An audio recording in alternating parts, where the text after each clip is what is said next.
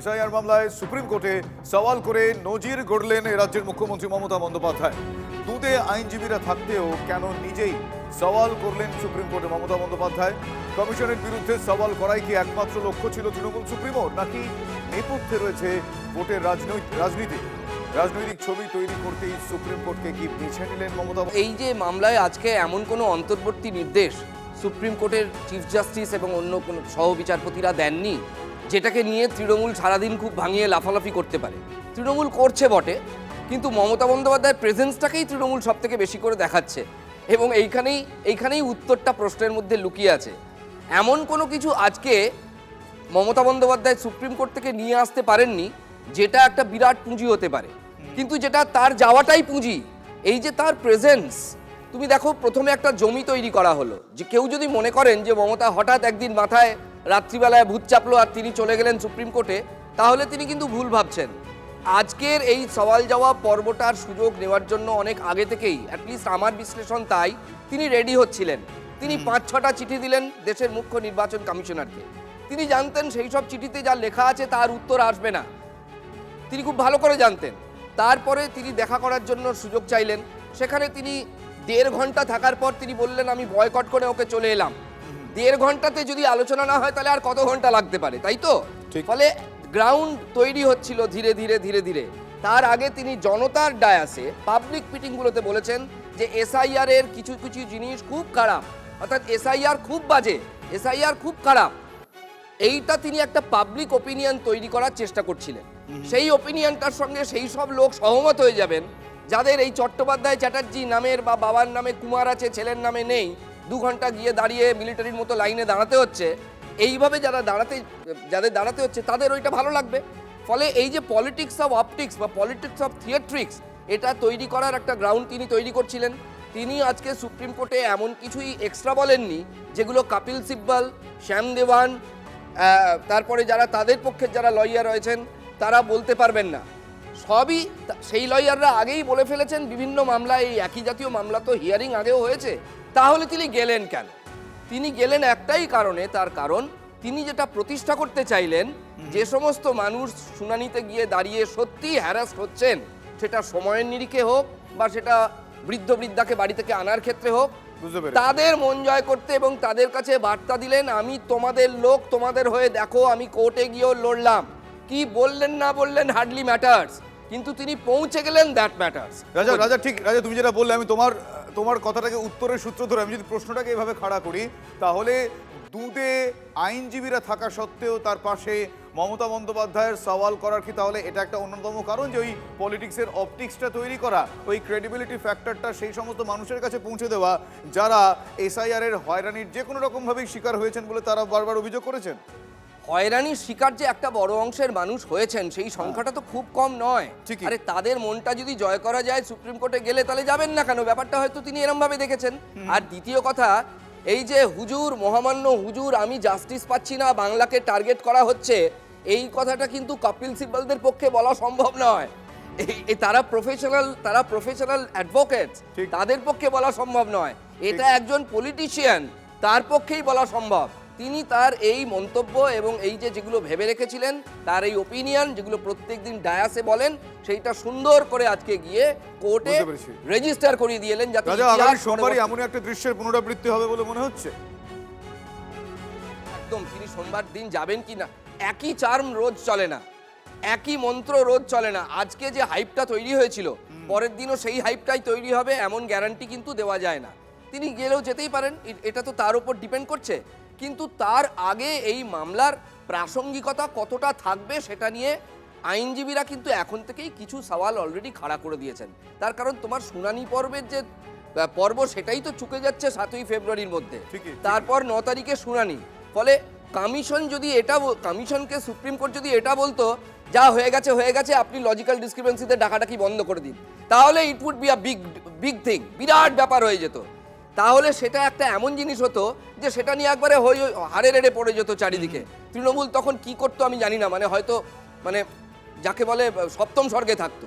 কিন্তু আজকে তৃণমূল এমন কিছু নিয়ে আসতে পারেনি এই শুনানি থেকে যেটা নিয়ে সারাদিন ডঙ্কা পেটানো যায়, শুধুমাত্র এই অপটিক্সটি ছাড়া।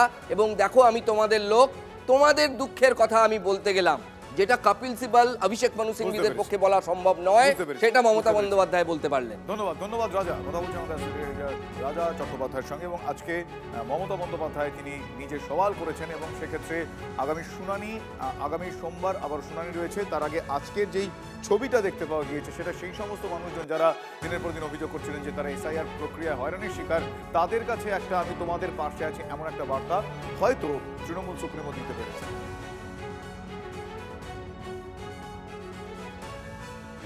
মানুষের প্রতি তার যে হৃদয় ব্যথা, মানুষের উপর অত্যাচার হচ্ছে, মানুষ মারা যাচ্ছে, দিকে দিকে মৃত্যু মৃত্যু মৃত্যু, এসআইআর কি না মৃত্যু মৃত্যু মৃত্যু, এর প্রতিবাদ করার জন্য মমতা ব্যানার্জি গেছেন। এবং আমাদের গণতন্ত্রে শেষ আশা হচ্ছে সর্বোচ্চ আদালত, সেখানে তিনি বাংলার মানুষের হয়ে তাদের হৃদয়ের কথা বলতে গেছেন। जब माननीय मुख्यमंत्री ने सुप्रीम कोर्ट से गुहार लगाई कि मैं 5 मिनट बोलूंगा, उन्हें परमिशन दिया गया, लेकिन ममता बनर्जी उस 5 मिनट में पूरा पॉलिटिकल भाषण ममता बनर्जी ने दिया। सुप्रीम कोर्ट ने बताया कि आपका जो एडवोकेट है वो बहुत एफिशिएंट एडवोकेट है, हम उनकी बात ही सुनेंगे। देखिए, इससे खराब शब्दों में एक मुख्यमंत्री को सुप्रीम कोर्ट ये नहीं बोल सकता कि आप चुप रहिए, आप ज्यादा मुंह मत खोलिए। हम तो पूरी साल देखते रहते हैं, खींच मेरी फोटो तो खींच मेरी फोटो, तो हम तो पूरी साल भर देखते हैं। तो दिल्ली वालों को देखने को मौका मिले भी ठंडे की समय पे, जाड़े की समय में, लेकिन ममता बनर्जी का शो पूरी तरीके से फ्लॉप हुआ।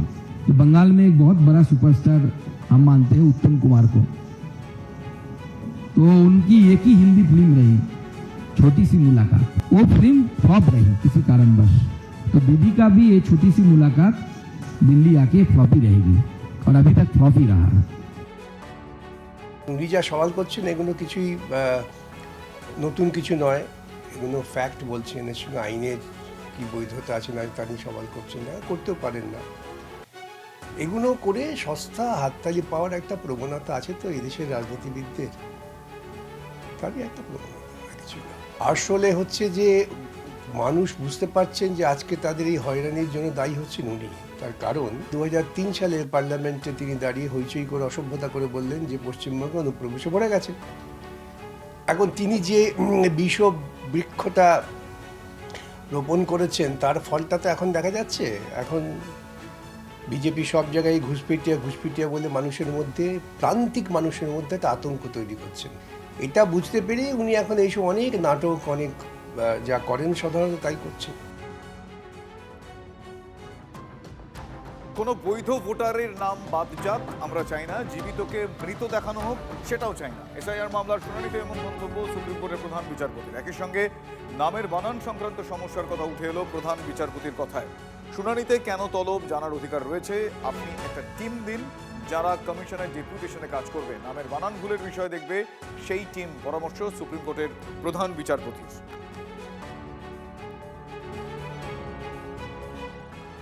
মাননীয় মুখ্যমন্ত্রী নিজে দাঁড়িয়ে সওয়াল করে প্রথম দফাতেই নৈতিক জয়টা ছিনিয়ে নিয়ে এসছেন বাংলার মানুষের স্বার্থে।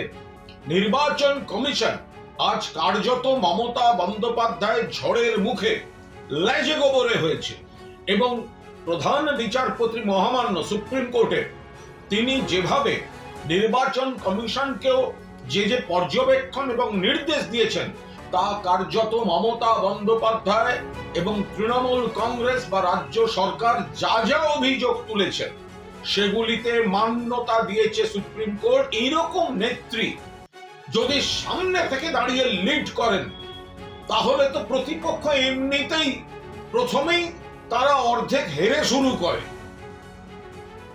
আমাদের পশ্চিমবঙ্গে ইলেকটোরেট ভোটার অদ্ভুতভাবে কয়েক গুণ বৃদ্ধি পেয়েছে, যা সারা ভারতবর্ষের কোনো রাজ্যের সাথে মিল নেই। জন্মহার, মৃত্যুহার নিচের দিকে যাচ্ছে, সেই সময় ভোটার সংখ্যার বৃদ্ধি প্রায় 66%, 67%।